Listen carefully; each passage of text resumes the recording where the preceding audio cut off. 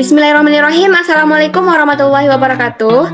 Sebelumnya perkenalkan saya Nurul Fitri Ramadhani dengan NIM 24033103. Saya dari Program Studi Pendidikan Fisika Universitas Negeri Padang tahun 2024. Pada kesempatan kali ini saya akan menyampaikan hasil presentasi saya mengenai mata kuliah termodinamika. Dosen pengampu saya yaitu Dr. Ahmad Fauzi, MSI. Pada kesempatan kali ini saya akan menyampaikan hasil dari karya ilmiah saya, di mana judulnya yaitu analisis teoritis dan eksperimental ekspansi gas ideal, yaitu untuk gas argon pada proses isotermal dan adiabatik. Untuk latar belakangnya, untuk yang pertama, termodinamika itu mempelajari hubungan antara panas, kerja, dan energi. Kemudian yang kedua, gas ideal itu digunakan sebagai model sederhana untuk mempelajari perilaku gas.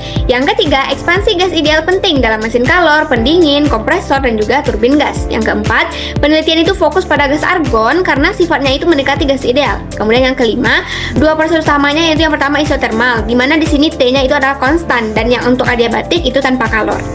Nah, untuk rumusan masalah saya, yang pertama itu bagaimana karakteristik gas argon pada proses isotermal dan adiabatik.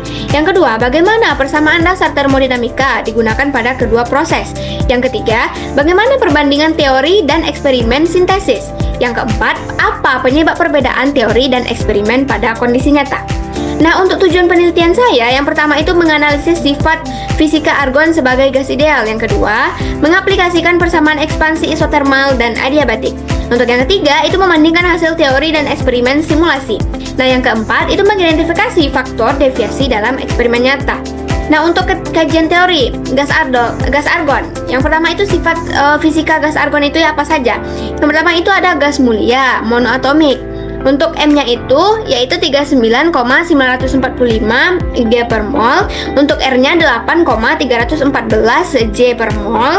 Kemudian untuk CV-nya itu 12,471 J per mol. Untuk CP-nya itu 20,786 J per mol. Untuk yang terakhir Y-nya di sini yaitu 1,667. Untuk gas argon ini dia sangat cocok sebagai gas ideal pada kondisi moderat. Nah, ini adalah gambar proses teori isotermal dan adiabatik. Ya, untuk penjelasannya, pada teori proses isotermal ini itu terjadi pada suhu konstan, jadi T-nya di sini tetap. Nah, untuk teori proses isotermal ini berlaku hukum Boyle, yaitu P1 dikali V1 sama dengan P2 dikali V2. Jadi kerja isotermalnya itu UW itu sama dengan nRT ln V2 dibagi dengan V1. Jadi untuk delta U-nya itu sama dengan 0, jadi Q itu sama dengan W. Nah, sedangkan untuk teori proses adiabatik itu tidak ada kalor yang masuk atau keluar, jadi Q-nya itu sama dengan 0. Nah, untuk proses adiabatik itu PV pangkatnya itu konstan, sedangkan untuk kerja adiabatiknya itu dirumuskan dengan W sama dengan P1 dikali V1 dikurang P2 dikali V2, jadi dibagi nanti dengan Y dikurang 1. Jadi untuk teori proses adiabatik ini suhunya itu berubah, jadi T2 itu sama dengan T1, V1 dibagi V2 pangkat Y dikurang 1. Nah, jadi untuk hasil eksperimen sintesisnya, isotermal itu terbagi atas 3 percobaan, yaitu W-nya itu sama dengan 171,6 J untuk semua percobaan. Jadi tekanan itu berbanding terbalik dengan volume. Untuk adiabatik juga 3 percobaan, di mana W-nya itu 235,4 J untuk semua percobaan. Jadi pada adiabatik ini suhunya itu turun dari 300K sampai ke 236K. Jadi untuk kecocokannya, selisih teori dengan eksperimen itu kurang dari 1%. Jadi karena data simulasi itu berdasarkan model ideal.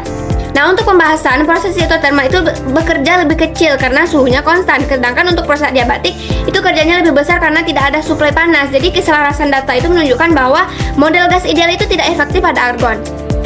Nah, kemudian untuk yang ketiga, faktor deviasi eksperimen nyata. Yang pertama itu ada kerugian panas, kemudian yang kedua ketidaksempurnaan isolasi, yang ketiga ada gesekan piston, yang keempat ada kebocoran gas, yang kelima ada alat ukur tidak presisi, yang terakhir itu ada perilaku non ideal. Nah, untuk kesimpulan dan saran, untuk kesimpulan saya dapat menyimpulkan bahwa gas argon itu sangat sesuai sebagai model gas ideal. Kemudian untuk persamaan isotermal dan adiabatik itu terbukti akurat. Nah, untuk data eksperimennya itu sintesis cocok dengan teori. Untuk deviasi nyatanya itu bisa disebabkan oleh irreversible dan juga idealitas. Nah, saran saya pada karya tulis ilmiah ini, yang pertama itu dapat melanjutkan penelitian dengan simulasi gas non ideal. Kemudian yang kedua itu lakukan eksperimen nyata untuk memvalidasi teori. Kemudian kita dapat menggunakan alat-alat yang lebih presisi tinggi agar itu hasilnya lebih akurat. Jadi demikianlah hasil presentasi saya pada mata kuliah termodinamika ini untuk tugas karya tulis ilmiah. Sekian presentasi saya mohon maaf atas segala kekurangan. Wabillahi taufiq walhidayah. Wassalamualaikum warahmatullahi wabarakatuh.